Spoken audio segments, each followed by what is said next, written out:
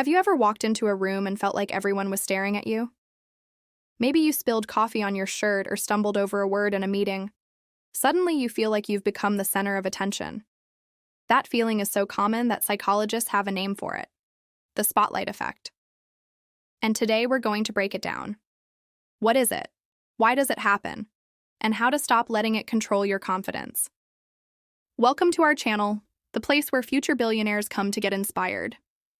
The spotlight effect is a type of cognitive bias where we dramatically overestimate how much people notice us. We think people are watching, judging, and remembering our every mistake when in reality, most people barely notice. The term was coined in the late 1990s by psychologists Thomas Gilovich and Kenneth Savitsky, and it perfectly describes that embarrassing all eyes on me feeling.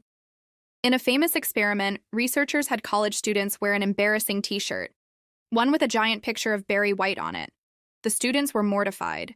They thought half the people in the room would notice and laugh, but here's the truth. Only about 20% of people even noticed the shirt. That's the spotlight effect in action. Our brains convince us the whole world is watching when really they're not. So why does the spotlight effect exist? It comes down to self-centered perspective. We live our lives as the main character in our own story. Naturally, our mistakes feel huge to us. But here's the key. Everyone else is starring in their own movie. They're too busy thinking about themselves, their appearance, their performance, their problems to focus on you. You can see the spotlight effect everywhere. Giving a presentation at work and obsessing over a minor slip-up while everyone else only remembers your main point. Going to a party and worrying about a stain on your shirt when no one noticed. Because they were worried about their outfit posting on social media and stressing over a typo, but people are scrolling too fast to care. It's one of the biggest tricks our brains play on us. The good news, once you understand the spotlight effect, you can fight back. Check out these 4 tips. First, reality check. Remind yourself people aren't paying as much attention as you think. How often do you find yourself analyzing a situation long after the fact? You go over every word you said, every look you gave, and every mistake you made. But here's the thing. Most people don't remember the details of your interactions. They're just not that important to them. Think about the last time you met a new person. Can you remember everything you talked about? Probably not. Odds are you couldn't recall specifics about your conversation. You probably only remember the general gist of what you discussed and maybe 1 or 2 funny details. The same goes for other people. They remember the big picture, not the little slip-ups. Next, flip the script. If someone else made your mistake, would you care? Probably not. Imagine your friend walks into a room wearing a Barry White t-shirt. Would you be sitting there analyzing his fashion choice? Probably not. You'd probably be too busy worrying about your own appearance and what others think of you. Chances are you wouldn't even notice the t-shirt. But here's the kicker. When it's your turn to walk into that room, you start hyper-analyzing your own appearance and worry about what others think of you. You put yourself under the microscope and blow every little mistake out of proportion. But in reality, no one is scrutinizing you or judging your every move.